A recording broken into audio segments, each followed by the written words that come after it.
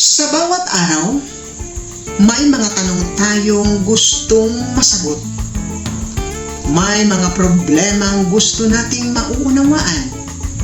At may mga pagkakataong nais natin na may makinig, may makausap. Mga kalawa, masayang buhay po sa inyong lahat.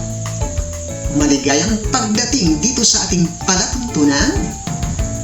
Itanong mo kay Ka Freddy.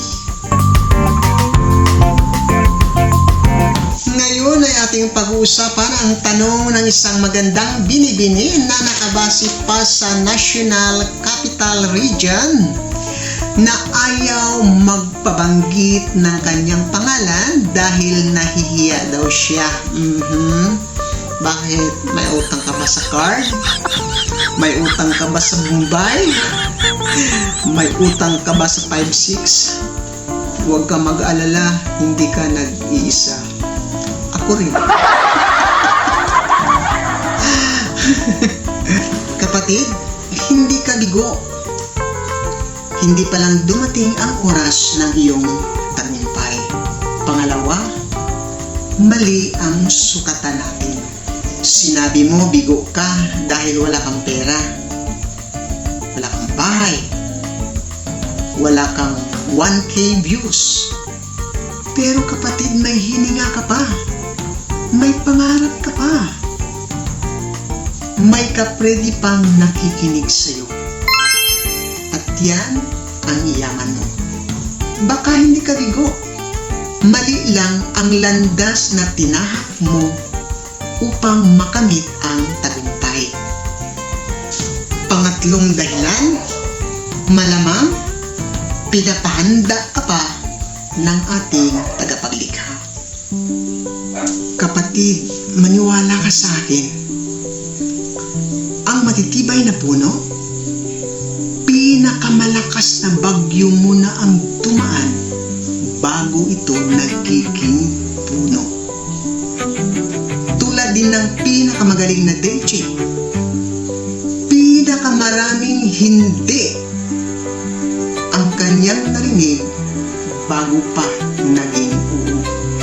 Hindi ka binigo ni Lord, hinahasa ka lang niya, ginagawa kanyang matibay upang ihanda sa mas malaking blessings na darating.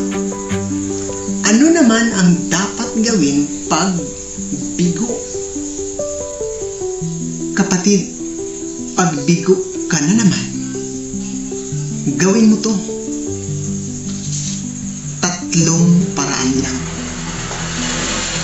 Number 1, iiyak mo lang, huwag mong pigilan. Ang luha ay hindi tanda ng kahinaan. Patunay yan na buhay ka pa at may pangarap ka pa. Pangalawa, magpahinga ka. Si Lord nga sa ikapitong araw nagpahinga. Ikaw pa kaya? Kumain ka at matulog ka dahil ang buhay hindi ito takbuhan o maraton.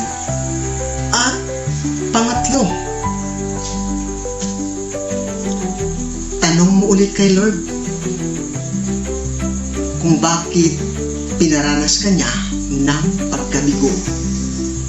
Pag tinanong mo yan, may sasagot sa'yo.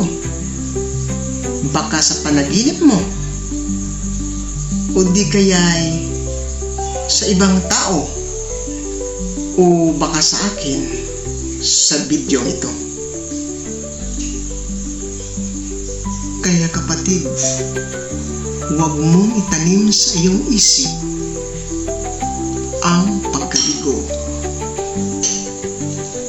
Nasanay ka lang na manalo.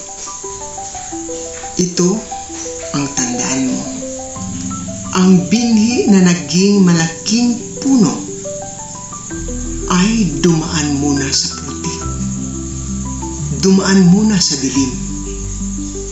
hanggang sa dumating ang liwanag na siyang nagpapatakbo sa lahat ng pananim. Kapatid, sana'y nakatulong sa iyo ang aking kasagutan. Mga kalawa, maraming salamat sa inyong paglaan ng panahon upang ako'y samahan. At kung may tanong kayo, huwag kayong mahiyang magsulat sa comment section. Libre lang yan. At baka ang tanong mo ang siyang susunod nating pag-usapan sa next episode. At tandaan, bawat tanong ay pakikinggan at bawat sagot ay may kabuluhan. At ako si Kapredi, hanggang sa muli. Pagpalain nawa kayo ng Diyos at masayang buhay po sa